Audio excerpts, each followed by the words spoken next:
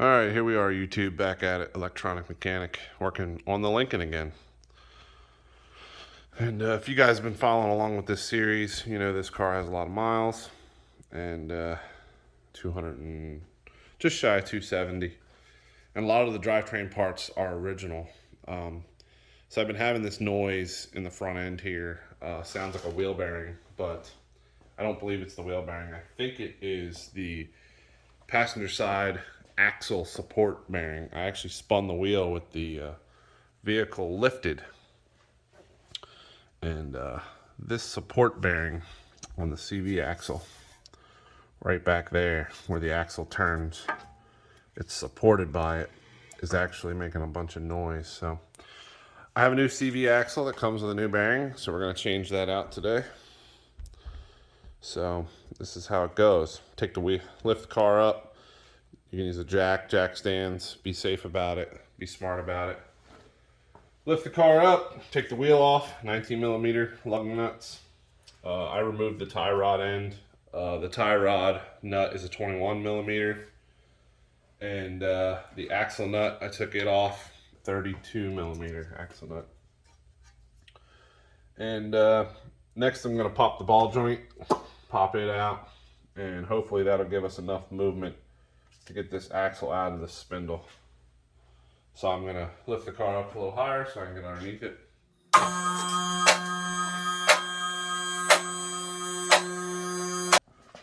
This ball joint up in here.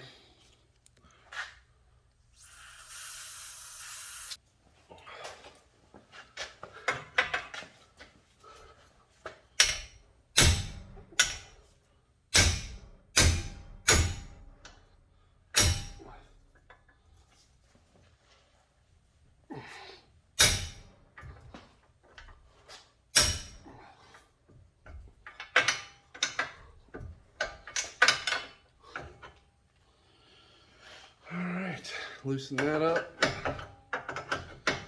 I'm using a 15/16. 7/16 it is.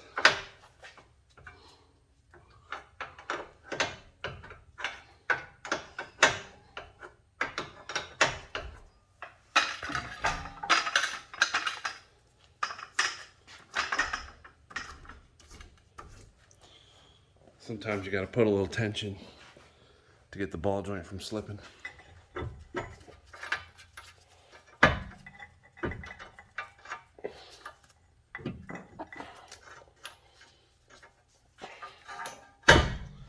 Get that nut out of there. All right, so I got a little ahead of myself, forgot to film. Put a catch pan under where the shaft comes out of the transfer case, or the PTU, whatever you want to call it. These bolts back in here, there's two bolts on the top of the bearing. Back in there. There's one there, and the other one is right there. Those are 13 millimeters. Take those two nuts off, and the axle will pull right out of the transfer case and transmission. There's no snap clip holding it in, nothing. That bearing is what holds the axle into the transmission. Then pull it out, put the new one in, put those nuts back on, and then put some spline lube on the splines where it go through the hub here. Stick the axle in, start your axle nut, and then you're ready to start putting it back together. All right, so now we're gonna put we got the bearing bolts tightened for the carrier bearing. We got the axle in the hub. The nut is started on the axle. Now we're gonna put the ball joint back in the hub.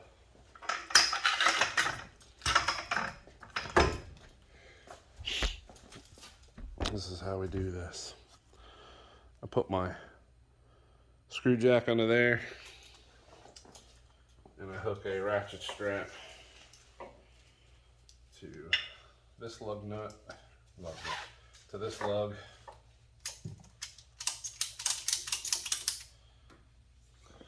And then I take another ratchet strap, hook it on the subframe somewhere, Bring it over here. Hook another lug, another lug. Start tightening it.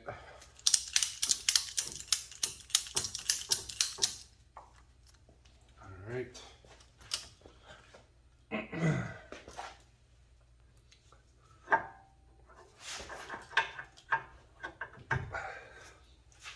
almost don't even have to do that.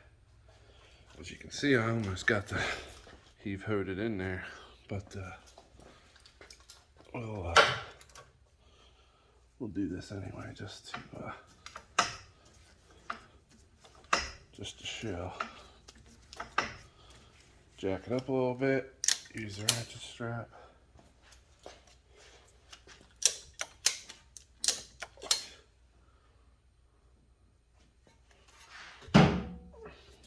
Come forward.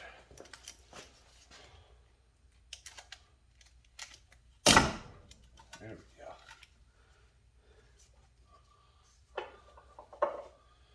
I'm gonna put this one there so it pulls back on it.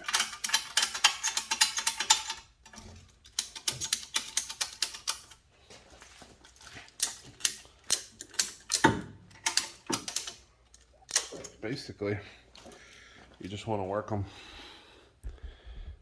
the ratchet straps back and forth until that ball joint falls into place. It's about there. There it goes. This is about the easiest way I found to do this, without pinching fingers and screwing stuff up. Now you can lower your jack or your screw jack or whatever you want to call it. You might want to take this moment to put your ball joint nut back on. Before we put this all the way tight, I'll take a little pry bar and just pry down on this ever so slightly. Just enough to get this nut in here. Because if you don't put that nut in there before you push this up, you'll never get it in there. Now just tighten that ball joint.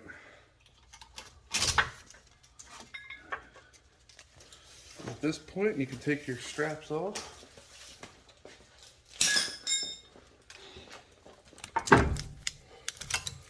And everything will pretty much just fall into place.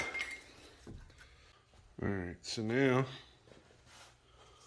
when you do this, the fluid's going to leak out where the shaft. Put the new shaft in, and then there's going to be ATF on your exhaust. So you're gonna want to get that off, at least some of it. So what I like to do is I just take some brake clean.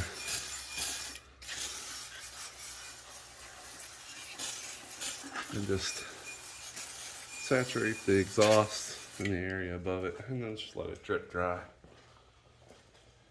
Of course, make sure the exhaust is cool before you do this. And you're going to have a little bit of residual smell when you first start the car and it gets hot, but ain't nothing to worry about. What you do want to do is get the car hot and check your tranny fluid after this, because some came out. Not a lot, but probably about a half a quart. If you're quick enough swapping the axle, then you won't lose that much. But yeah, there's like a half a quart in there. That support bearing there, the two nuts on top of it are 13 millimeters. And make sure they're tight. They are what that bearing and those bolts are what holds that into the axle. And once you got to that, then you can snug this nut, and I'm going to torque it once I get the tire back on. I'll torque it through the center hole in the wheel to the right torque spec. And then if you took this off, reattach that and torque it to spec. And we should be good. I'm gonna lower this down, put the wheel on, and torque that axle nut to the spec. I gotta look that up, and then you're pretty much done. The passenger side CV axle is completed. All right. This center cap comes out.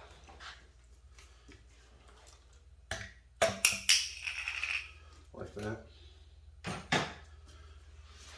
Go ahead and put your wheel on like you normally would.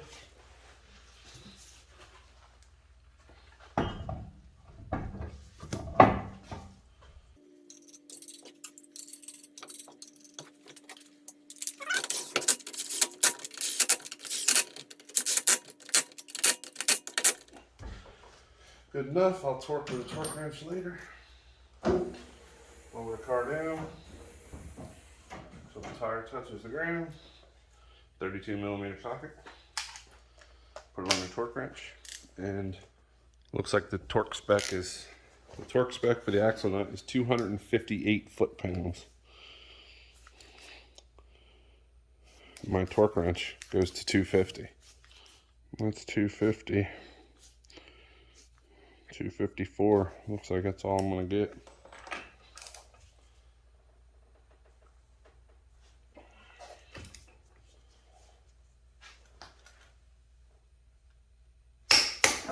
So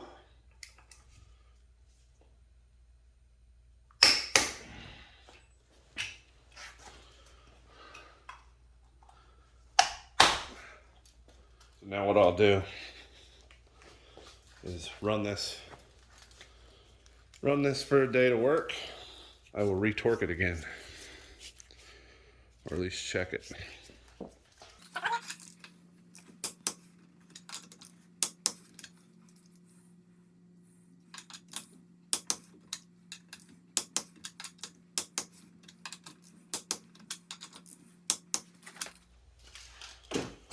All right, done. Clean up your tools.